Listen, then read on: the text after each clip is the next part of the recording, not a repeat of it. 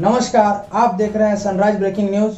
आइए देखते हैं सुबह की ताजा खबरें। रामगढ़ जिले के 2 थानेदार पिछले एक पखवाड़े से लगातार सुर्खियों में हैं। इनमें बरकाखाना ओपी प्रभारी रोशन कुमार और भदानी नगर ओपी प्रभारी सौरभ कुमार शामिल हैं। ज्ञात हो कि इन दोनों के द्वारा नेताओं के साथ की गई मारपीट और अभद्र व्यवहार के बाद मामला काफी तूल पकड़ लिया था। इस पूरे मामले को एसपी प्रभात कुमार ने खुद देखा और फिर जांच शुरू कर दी। जांच में दोनों थानेदार दोषी पाए गए। इसके बाद एसपी ने दोनों को ही लाइन क्लोज कर दिया है। गुरुवार को जब नोटिफिकेशन जारी हुआ तो पुलिस महकमे में हड़कंप मच गया। बता दें कि पतरातू प्रखंड के भाजयुमो नेता नितेश झा व बरकाखाना क्षेत्र झामुमो नेता प्रदीप बेदिया के साथ मारपीट और अभद्र व्यवहार करने के मामले में एसपी ने दोनों ही थानेदार पर कार्रवाई की है। गौरतलब है कि पतरातू प्रखंड के लपंगा पंचायत में टैंकर का दुरुपयोग और फेसबुक पर किए गए पोस्ट के मामले को लेकर भाजपा युवा मोर्चा जिला कार्य समिति सदस्य नितेश झा व भदानी नगर ओपी प्रभारी सौरभ कुमार के बीच काफी विवाद हो गया था। इस मामले में ही नितेश झा ने ओपी प्रभारी पर मारपीट और अभद्र व्यवहार करने का आरोप लगाया।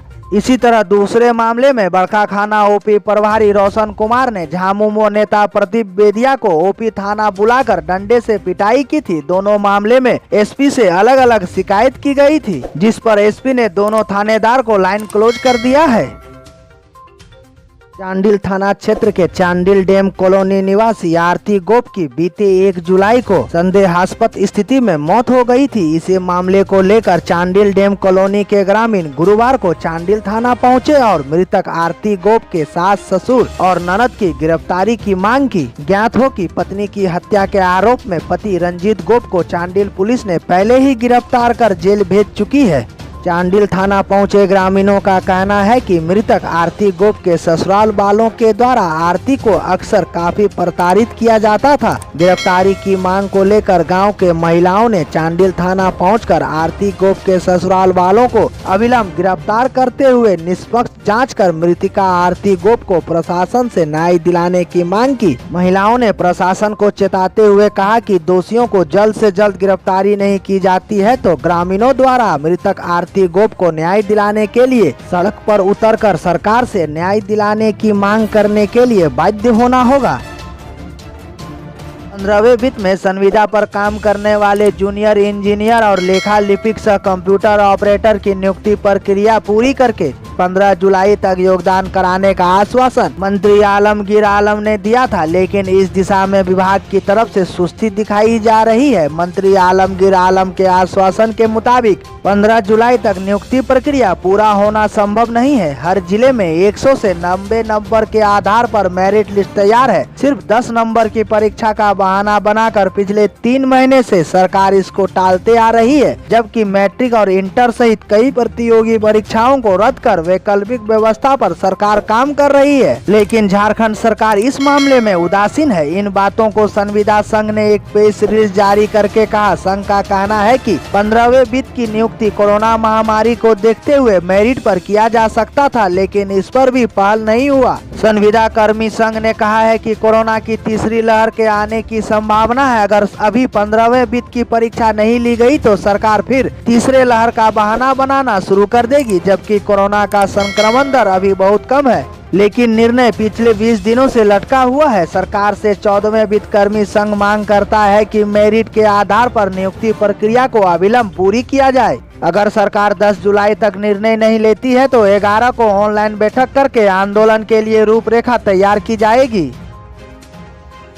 बुधवार को आजसू के केंद्रीय अध्यक्ष सिल्ली विधायक सुदेश कुमार महतो सरायकेला जिला अंतर्गत निमडी के बामनी गांव पहुंचे थे और ग्रामीणों के साथ मुलाकात की। इस दौरान पीड़ित ग्रामीणों ने 23 अप्रैल की घटना के संबंध में सुदेश महतो को विस्तार पूर्वक बताया। वहीं जेल गए हुए युवकों के परिजनों ने न्याय की फरियाद लगाई। बामनी गाँव के महिलाओं ने बताया कि घर के कमाने वाले लोगों को जेल भेजने से परिवार में आर्थिक समस्या उत्पन्न हो गई है। परिवार चलाना मुश्किल मुश्किल हो गया है। ग्रामीणों और परिजनों ने बताया कि कई लोगों को आरोपी बनाया गया है, जिसके कारण वह जेल जाने के डर से अब तक फरार चल रहे हैं, जिससे उनके परिवारों में भुखमरी की स्थिति उत्पन्न हो रही है। ग्रामीणों की बातों को सुनने के बाद सुदेश महतो ने कहा कि किसी भी निर्दोष के साथ अन्याय नहीं होने देंगे। साथ ही सुदेश महतो ने जेल गए युवकों के परिवारों का जीवन यापन खर्चा उठाने का वादा किया है। इधर ग्रामीणों का कहना है कि पूर्व उप मुख्यमंत्री सुदेश महतो ही एकमात्र ऐसा नेता है जो बामनी गांव आए और घटना की जानकारी ली। उनके आने से ग्रामीणों को न्याय मिलने की उम्मीद जगी है।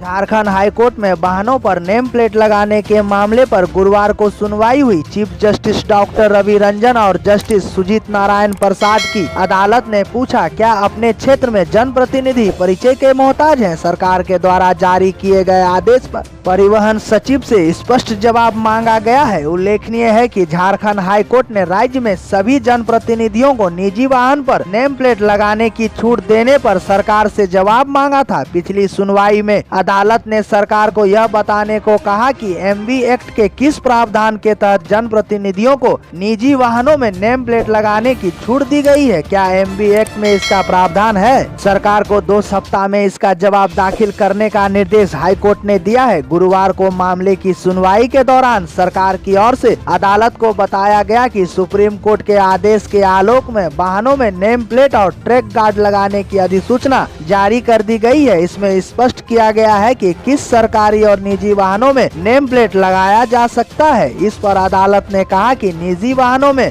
नेम प्लेट लगाने की छूट किस नियम के तहत सिर्फ चुने गए जनप्रतिनिधियों को दी गई है, जबकि न्यायिक पदाधिकारी और हाईकोर्ट के जजों को भी यह अधिकार नहीं दिया गया है। हाईकोर्ट के जज तो अपनी सरकारी गाड़ी पर भी पद का बोर्ड लगाकर नहीं चलते। सरकार को यह स्पष्ट करना चाहिए कि सिर्फ जन प्रतिनिधियों को ही निजी वाहनों पर नेम प्लेट लगाने की छूट क्यों प्रदान की गई है और किस प्रावधान के तहत ऐसा किया गया है। झारखंड के सरकारी कर्मियों के लिए एनपीएस को लेकर खुशखबरी है। अब उन्हें एनपीएस में राज्य सरकार का अंशदान 14% मिलेगा। राज्य सरकार ने इससे संबंधित आदेश जारी कर दिया है। इससे पहले कैबिनेट की बैठक में सरकारी कर्मियों के एनपीएस के तहत सरकारी अंशदान की राशि 10% से बढ़ाकर 14% करने का फैसला लिया गया था। रिटायर होने पर कर्मियों को मूल वेतन और महंगाई भत्ता के जोड़ करके कुल 14% एनपीएस के तहत प्राप्त होगा। यह फैसला 1 जुलाई 2021 की तिथि से प्रभावी होगी और इस पर राज्य के खजाने पर लगभग 342 करोड़ का बोझ बढ़ेगा। गौरतलब है कि 1 दिसंबर 2004 के प्रभाव से राज्य की सेवा में नियुक्त कर्मियों के लिए अंशदायी पेंशन योजना लागू की गई थी। 1 दिसंबर 2004 को या उसके बाद नियुक्त कर्मियों के मासिक वेतन से मूल वेतन और महंगाई भत्ता के जोड़ करके 10% राशि की कटौती अंशदान के रूप में की जाती थी। अब इसे कर्मी के मासिक मूल वेतन और महंगाई भत्ता के योग के 14% राशि के समतुल्य निर्धारित किया गया है।